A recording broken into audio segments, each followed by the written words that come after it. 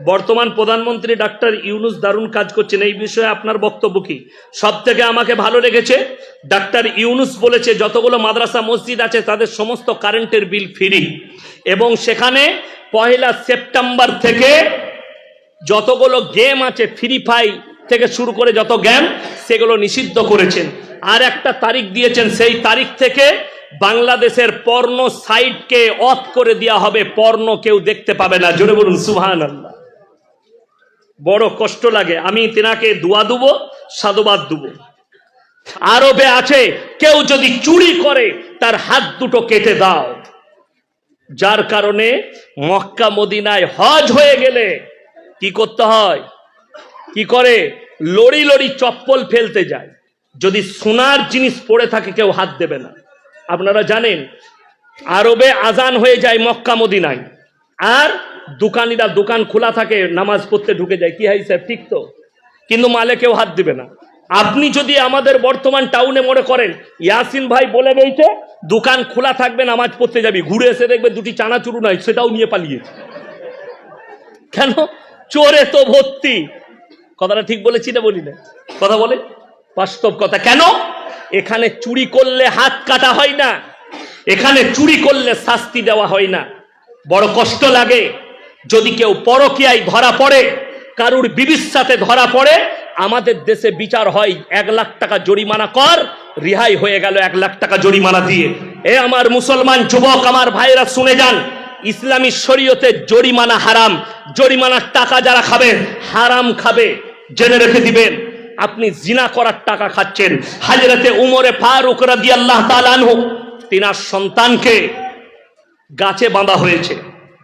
সাহাবীরা বললেন, এ আমিরুল মুমিনিন, এটা হচ্ছে আপনার সন্তান। কি বললেন জানেন? এ আল্লাহর নবীর সাহাবীরা শোনো, দেশের মানুষ, আমার সন্তান বলে যদি আজকে একে রিহাই দাও, এর থেকে বড় ক্রাইম করবে, এর থেকে বড় খারাপ কাজ করার সুযোগ পাবে। তাই একে 100টা কুড়া মারো, যেটা ইসলামী শরীয়তে বিচার আছে, বিচার ব্যবস্থা করো, আর একে ফাইসালা করে সেই শাস্তিটাই দান করো। জোরে বলুন সুবহানাল্লাহ। আর আজকে বড় কষ্ট লাগে, দুঃখ লাগে যে একটা মেয়ে ধর্ষিতা হয়ে যাচ্ছে। একটা কয়েক বছর আগে আসিফা বলে একটা বাচ্চা মেয়েকে ধর্ষণ করা হয়েছে, মার্ডার করে দেওয়া হয়েছে। গুজরাটে বিলকিস বানু, পেটে বাচ্চা ছিল, প্রেগনেন্ট, 11 জন মেলে তাকে ধর্ষণ করেছে। কেন? দেশে বিচার নাই, তাদেরকে ষাঁড়ের মতো জেলে পালা হয়। আমি চ্যালেঞ্জ দিয়ে বললাম, আমাকে যদি সিএম এর কুর্সিটা 24 ঘন্টার জন্য দেওয়া হয়, এই ধর্ষণকারীর মুন্ডু ছেদের অর্ডার আমি মৌলভী শওকতের বেটা দিতাম। যদি আমাকে 24 ঘন্টার জন্য দেওয়া হতো, মুন্ডু ছেদ করে দেওয়া হতো, তাদের ক্রাইম থাকতো না, চুরি থাকতো না, যদি কোরআনের কানুন চালু করা হয়। আমি বলে যাচ্ছি, যদি 48 ঘন্টা কোরআনের একটা আইন চালু করে দেখো, তাদের মুন্ডু ছেদ করা হবে যারা ধর্ষণ করেছে, যারা অন্যায় ভাবে ধর্ষণ করেছে। ওই জন্য কোরআন শুনেলেন কত বড় বার্তা দিয়েছে কোরআন জানেন? ওয়ালা তাকরাবুজ জিনা ইন্নাহু কানা ফাহিশা ওয়া সা সাবিলা। ব্যভিচার করা তো দূরের কথা, যে রাস্তায় ব্যভিচার হয় সেই রাস্তার ধারে পাশে যাতায়াত করো না। আমি কালকে পুরুলিয়া ডিস্ট্রিক্ট গিয়েছিলাম। কোথায় বললাম? পুরুলিয়া। কোথায়? হাইওয়ের ওপরে, আসানসোলের ভেতর দিয়ে গেলে নিয়ামতপুরের ওপর দিয়ে যেতে হবে, যেখানে নিষিদ্ধ পল্লী আছে আসানসোলে। বড় কষ্ট লাগে। আমি 10 কিলোমিটার থেকে 15 কিলোমিটার বেশি রাস্তা ঘুরে গেছি, কিন্তু ওই ভেতর দিকে যাইনি। কেন? যদি এটার বাদাউলতে আল্লাহ কিছু দেয়। আজকে মুসলমান, হাই রে মুসলমান, তুমি নিজের যৌবনটাকে জিনাতে আপনি খরচ করছেন, আল্লাহর কাছে হিসেব লাগবে না? আপনাকে হিসেব লাগবে। পরকীয়ায় নষ্ট করছেন। আমি মায়েদিকে অনুরোধ করব, কিয়ামতের দিনে পাকড়াও হবেন আল্লাহর কাছে। স্বামীকে ধোঁকা দিয়ে যারা পরকীয়া করছে তারা ধরা পড়বেন, নিজের পরিবারকে ধোঁকা দিয়ে যারা পরকীয়া করছেন ধরা পড়বে। আর একটা কথা বলে দিই, মুসলমান দিকে বার্তা দিই, আল্লাহর নবীর হাদিস, আখরি যাওয়া নাই, 1 শ্রেণীর আলেম বের হবে, তাদের দ্বারাই জিনা থেকে শুরু করে পাপ কাজ বাড়বে, আর তারাই হবে জাহান্নামের প্রথম খোরাক। এখন তো যুবকরা বাংলাদেশের কিছু ইয়ং বক্তা বেরিয়েছে, তারা প্রেমের টিপস দিচ্ছে কি করে প্রেম করবি। একজন আছে, তার নাম হচ্ছে আবরারুল হক আসিফ।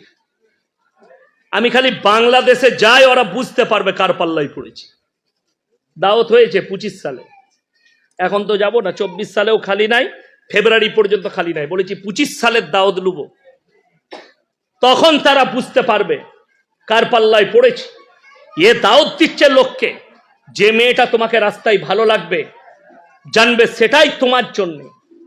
আরে আজীব কথা, রাস্তায় যদি তোমার মা বাজার করতে আসে আর আমার যদি মনে হয় এটা খুব ভালো লাগছে, তো আমার সাথে বিয়ে দিয়ে দিবি? আজীব কথা, বেঈমানি কথা না। এ মুসলমান যুবক শুনে লাও, যারা ভাবছেন প্রেম ইসলামী শরীয়তে প্রেম জায়েজ আছে, প্রেম কি কথা বলে না, প্রেম কি? যুবকরা হাসছে, প্রেম জায়েজ আছে। শুনেলেন কোথায়? কার সাথে? মায়ের সাথে, বোনের সাথে, বাপের সাথে, ভাইয়ের সাথে, প্রতিবেশীর সাথে। কিন্তু তোমরা যে প্রেমটা করতে যাইছো ওটা জিনার পাপ ছাড়া আর কিছু হবে না। বর্তমানে অনেক পরিবার, মা বাপ, তারা জিনায় লিপ্ত করাচ্ছে নিজেদের ছেলে মেয়েদিকে। কিভাবে? এখন একটা আমাদের বিয়ের সিস্টেম উঠেছে, মৌলবীর কাছে তো খোঁজ লাই না, খোঁজ লাই আমাদের কাছে যে কিভাবে বিয়ে দেবো। ইমামকে জিজ্ঞেস করে কেউ না, আমাদিকে দুটি কাজে আপনারা রেখেছেন, হলে আর মোলে। হয়েছে কানে আজান দিতে হবে, আর মরেছে জানাজা পড়তে হবে, বাকি সব আমরা বুঝে নেব। কি বুঝলেন? ওই জন্যই তো, কি বুঝলেন, আমাদের দেশে জান্নাত কত সহজ জানেন? 3 বোতল মদ খেয়ে যদি হাই রোডে অ্যাক্সিডেন্ট করে মরে যায়, অসুবিধা নাই, জান্নাতে চলে যাবে মিলাদ পড়িয়ে। ঠিক বললাম না ভুল বললাম? ও ইয়াসিন সাহেবকে দাওয়াত দিয়ে, আমাকে দাওয়াত দিয়েছেন, দেশি মুরগি করেছে, 3 বোতল মদ খেয়ে মরে গেছে, আমাকে বললে অ্যাক্সিডেন্ট হয়ে মরেছে। আমি এখন মিলাদের শেষে দোয়া করছি, আল্লাহ তুমি তাকে জান্নাতি করো, জান্নাতুল ফিরদৌস দান করো, আল্লাহ তুমি তাকে শহীদের মর্তবা দাও। দিয়ে খেতে বসেছি, ভাই কি করে মরল বাপ? ছেলে খুব খারাপ, 3 বোতল মদ খেয়ে অ্যাক্সিডেন্ট করেছে। আমি তোবা কাকে দিলাম বে জান্নাতে আমি? বড় কষ্টের বিষয়। তো হুজুর আগে মার খাবে না? খাবে না? আগে আমাদের মতো হুজুরকে মারবে। বড় কষ্টের বিষয়। আপনি মনে করছেন হুজুরকে হায়ার করে মাতালকে জান্নাতে পাঠাবো? যে মদের ভাটিতে জীবন কাটিয়েছে, যে গাঁজার ভাটিতে জীবন কাটিয়েছে, তাকে বলছেন জান্নাতে দেবো? কোরআন শোনাবো আপনাদিকে, চোখ দিয়ে পানি আসবে। পৃথিবীর যিনি শ্রেষ্ঠ ব্যক্তি, পৃথিবীর যিনি শ্রেষ্ঠ ব্যক্তি, তিনি হচ্ছেন হযরত মুহাম্মদ মুস্তাফা, সকলে বলুন সাল্লাল্লাহু আলাইহি ওয়াসাল্লাম। আচ্ছা, নবীজির থেকে দামি লোক এসছে পৃথিবী থেকে? কিয়ামতের সকাল পর্যন্ত কেউ আসবেন? জোরে বলুন না সুবহানাল্লাহ। চলুন, আল্লাহর নবীর কাছে একজন সাহাবী ছুটে এলেন, ইয়া রাসূলুল্লাহ, ইয়া হাবিবাল্লাহ, আপনার চাচা যান যেন মৃত্যুর শয্যায় শুয়ে আছেন।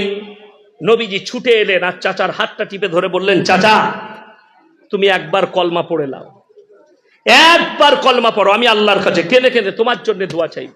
আল্লাহর নবী চাচা যান, তিনি বললেন, আমি যদি বার্ধক্যে কলমা পড়ি, লোকে বলবে মৃত্যু ভয়ে কলমা পড়েছে, আমি কলমা পড়তে পারবো না।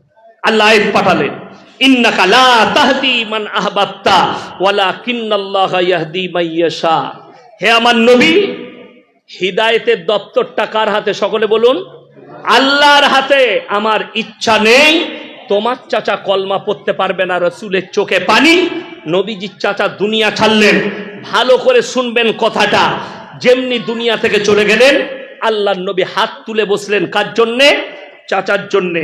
চাচা, আল্লাহ তুমি আমার চাচাকে ক্ষমা করে দাও। তুমি আমাকে যতদিন না নিষেধ করছো, আমি আমার চাচার জন্য কেঁদে কেঁদে ক্ষমা চাইব। আল্লাহর নবী কাঁদতে লাগলেন। কার জন্যে? চাচার জন্য, আল্লাহর কাছে। আল্লাহ আয়াত পাঠাচ্ছেন। আয়াতটা কিন্তু শুধু নবীজিকে নসিহত করেননি, এই উপদেশ দুজনকে আল্লাহ দিলেন, এক নবী, এক মুমিন। কজনকে বললাম? দুজন, নবী এবং মুমিন। মা কানা লিন নবী ওয়াল্লাযিনা আমানু আইয়াস্তাগফিরু লিল মুশরিকিন ওয়ালাউ কানু উলি কুরবা। হে আমার নবী, এবং মুমিনরা শুনে নাও, যারা মুশরিক হয়ে বেঈমান কাফের হয়ে মারা গেছে তাদের জন্য দোয়া করতে পাবে না, যদিও তারা তোমাদের নিকটতম আত্মীয় হয়। ছেলে মদের ফাঁটিতে জীবন কাটিয়ে মারা গেছে, বাপ তাহাজ্জুদ গুজার, দোয়া করতে পাবে না, জীবনে আল্লাহর নাম লাইনি। আমি আমাদের বর্ধমান জেলায় সাতগাছিয়ার কাছে বহারে নামাজ পড়াতে যাই, ঈদের 15টা গ্রাম এক জায়গায় নামাজ পড়ে, 10-15টা গ্রাম, আমি তাদের ইমাম। তো ঈদের নামাজে আমি দাঁড়াবো, বায়ান চলছে, বায়ান শেষ হয়েছে, এরপর বললাম কাতার সোজা করুন। একজন কানে কানে এসে বলছে, হুজুর যা ইসের ঈদের নামাজের নিয়তটা বলবেন। আমি বললাম একদম বলবো না, আমার কি করবি বল। আমি বলি নাই। আমি বললাম কেন বলবো বল। বলছে অনেকজন হুজুর জানে না। আমি বললাম বে ওরা জীবনে জানবেও না। কথাটা বুঝতে পারেন? যারা বলে ঈদের দিনে নিয়ত বলো, আমি বলবো ইমাম দিকে মোটেই নিয়ত বলবেন না। কেন? তার একটা কথা বলে দিই, কোন ব্যক্তি যদি বলে ইমাম যাহা নিয়ত করিল আমি তাহা নিয়ত করিলাম, নামাজ হবে না? হবে না। কথা বলে না? পিছনে মৌলবীরা আছে, জিজ্ঞেস করলেন, নামাজ হয়ে যাবে।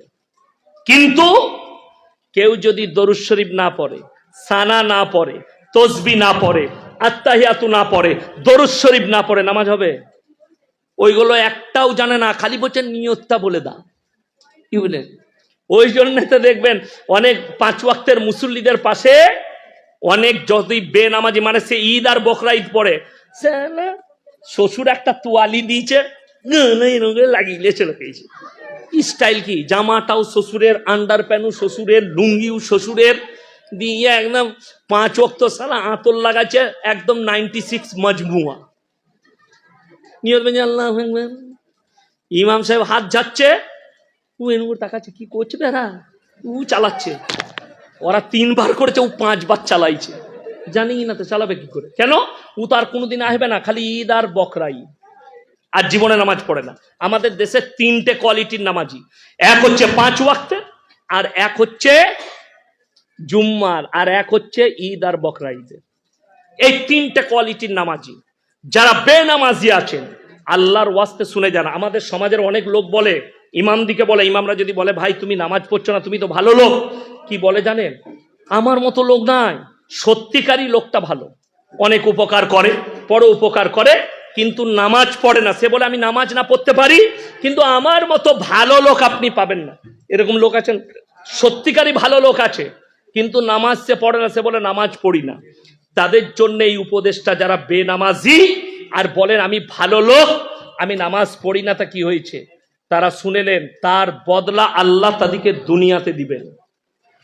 কোরআন খুলেন, কিয়ামতের দিনে সেই লোক কটা কেমন ভাবে ফেরে পড়বে।